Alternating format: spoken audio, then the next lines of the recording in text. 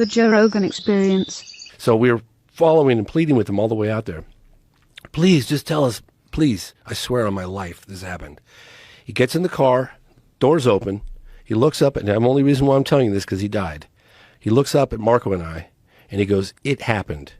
Closed the door, and off he went. Now, the reason why I share that is because that's not something that I can put any weight on for the documentary for people like you, right? But as a personal message for me, knowing that level of validation on the inside, it kept us going. It was like, okay, why on earth would he have done that? Why on earth would he say? And that kept Marco and I going, and that was a personal level of validation. That is there any conventional explanation why the military shut everything down, why they had military barricades set up around that area? No, they did try to say that the creature was this guy who's got like some deformities, but I've seen the guy Modine or something like that. But you talk to the witnesses. But why would the military shut the town down because of a guy with deformities? And then for the doctors in the hospital, they said, oh, there was like a midget having a baby or something weird, just something that was just so ridiculous. It was like, and you talk to the witnesses, and they're just like, oh, come on, I'm not even gonna, that's laughable at best.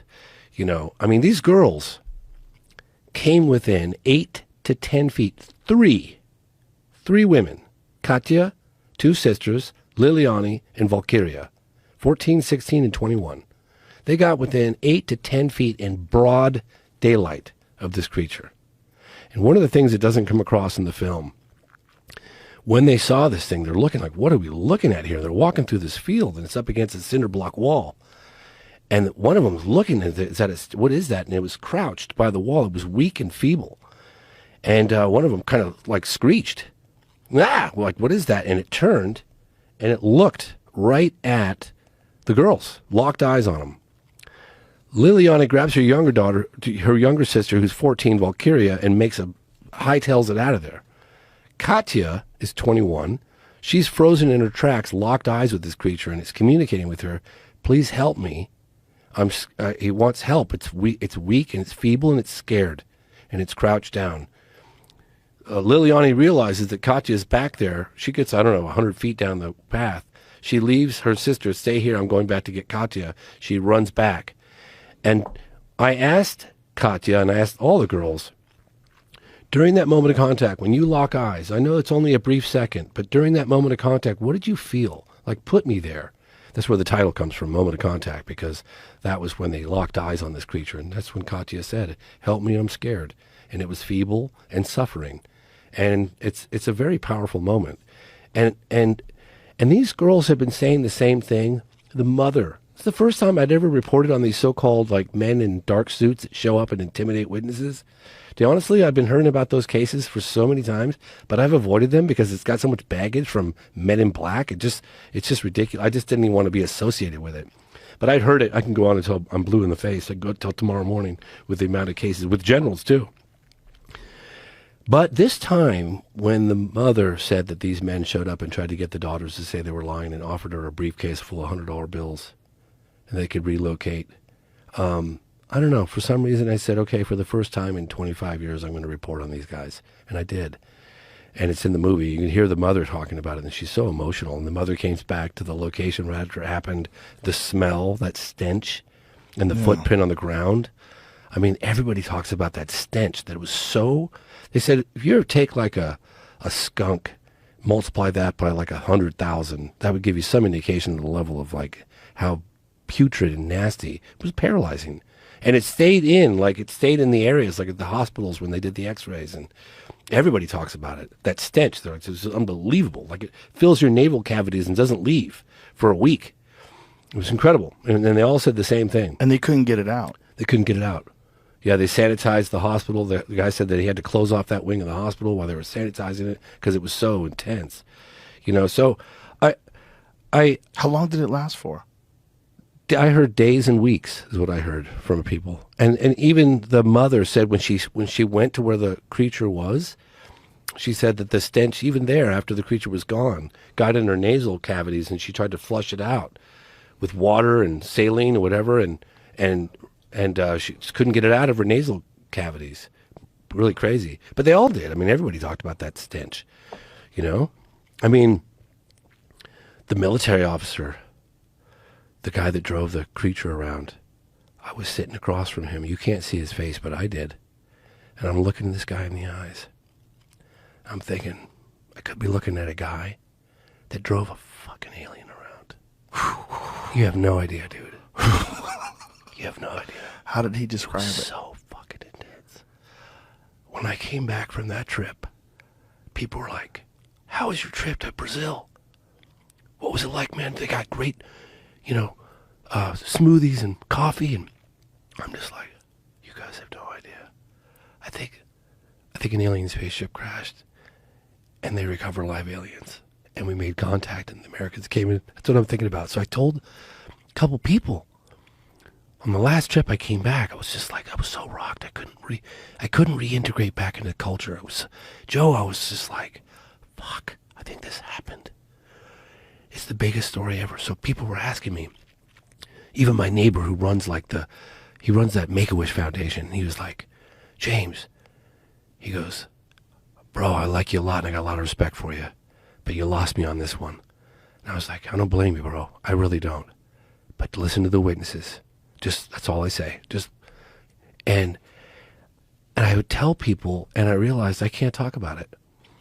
All I can say is just listen to the witnesses. Don't take it from me. But I'm looking at that guy in the eyes, Joe. And I've been at this for 30 years. I'm working on my 7th film right now. I'm looking this guy in the eyes and I'm like, this guy probably drove an alien around. And it tripped me out so hard. And it ruined his life. He's to get this guy to go on camera, just like a week earlier, he was like, oh, I don't care all the money in the world. I'm never coming forward. The risks are too high. How did it ruin his life? Because you're harboring this secret. You're being watched. You're being told not to ever talk about this. And you're looking over your shoulder all the time. And they call you, the military calls you periodically. They want to know where you are. And he's got this secret inside him that he can't tell the rest of the world. And he's thinking about all the different, everyone's out there speculating, is it real, is it fake, is it real, is it fake? And this guy drove a body around. Just think about that for a second. Think about the doctor who took the x-rays of this thing. Marco Leal, thank you, Marco, you're the man. Marco Leal found him 8 years ago. And he was like, he confirmed the story. He was still working at Regional Hospital. He goes, I'll never come forward. Marco kept going every year back and forth. Then he retired. And 4 years after he retired, he agreed to meet with us. He wasn't even sure he was going to go on. And I said, look, man, we'll film you from the back. We'll disguise your voice. Showed us photographs of him at the hospital. We know we've been trying to get at him. Excuse me. At the end of the interview, he said, thank you. I feel so much better.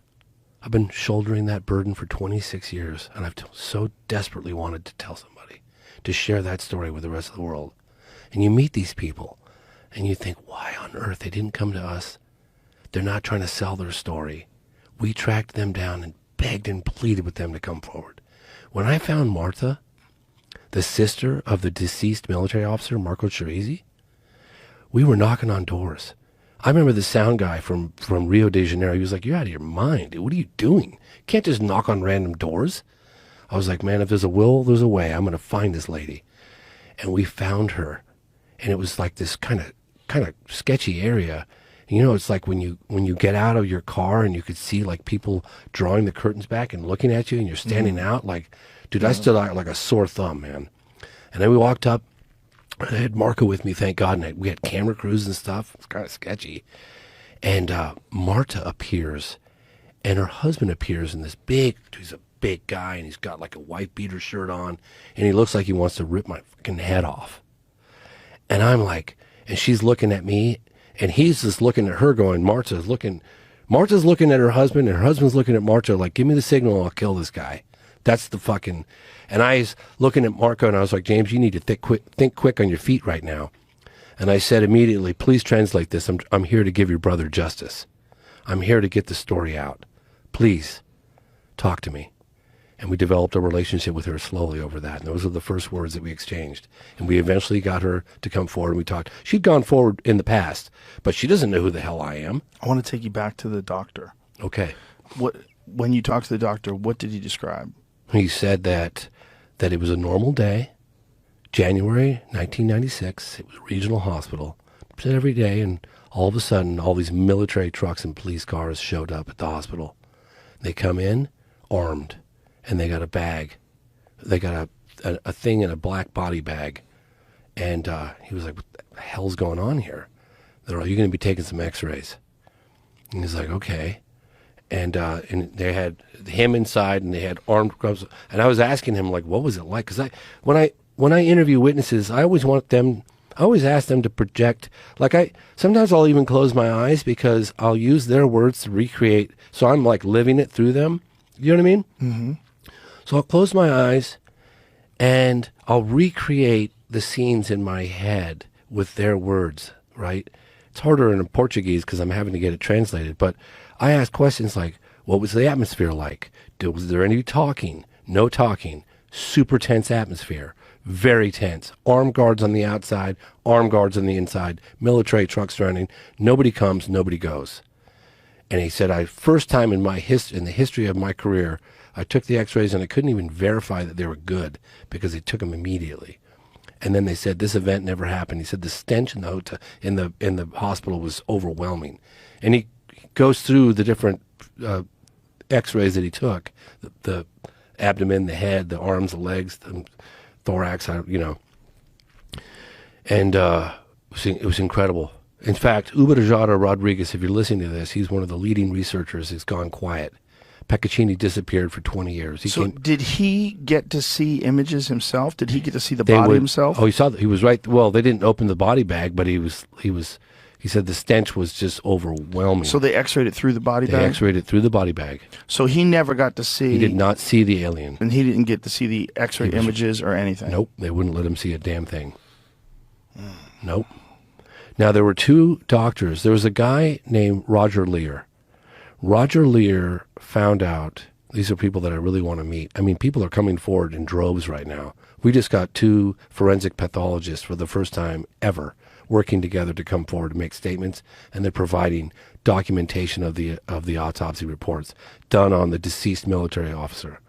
That's the first time ever these guys are coming forward. It's happening right now. Let's explain what happened to people who haven't watched the documentary to the deceased military officer. Yeah, so right after the three girls came within 8 to 10 feet of this creature or being or entity or ET, whatever you want to call it, about an hour later, it was about 3 o'clock in the afternoon, I would say probably maybe around 5 o'clock, there were two military guys on patrol on the lookout for something unusual, is what they were told. They didn't say a UFO had crashed. They were on the lookout for something highly unusual.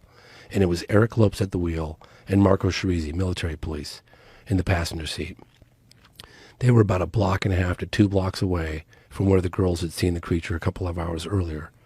And this thing runs across the car in front of them. He had slammed his brakes on, and without a moment's hesitation, Marco Chirizi jumps out of the car and grabs the thing with his bare hands. Yeah. And he puts it in the back seat, and they drive it to a clinic, and the doctor is like, what the hell is that? Get it out of here. I don't know what, leave. So they went to regional hospital, and then ultimately it went to Humanitas Hospital.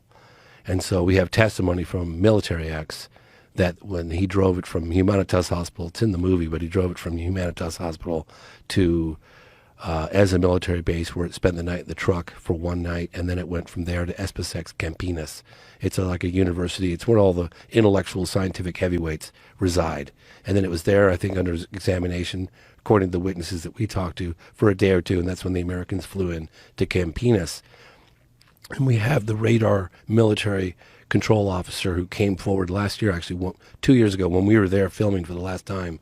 His name is Marco Feres, F-E-R-E-S. And he came forward for the first time and he said, yeah, in January of 1996, this plane came in, USAF, he kept calling it, United States Air Force, came in and didn't have the authorization of the Brazilian government. And he was like, this thing can't land. And some higher up stepped into the room. This is his testimony. I'm just relaying what he said. He said some higher up came in the room and said, let it land. And it came and it landed at Campinas. And then from Campinas, 2 helicopters, according to him, flew to Varginha, Brazil, Varginha back to Campinas. Then they loaded something on the airplane and then off to the United States. And that's where the case goes cold.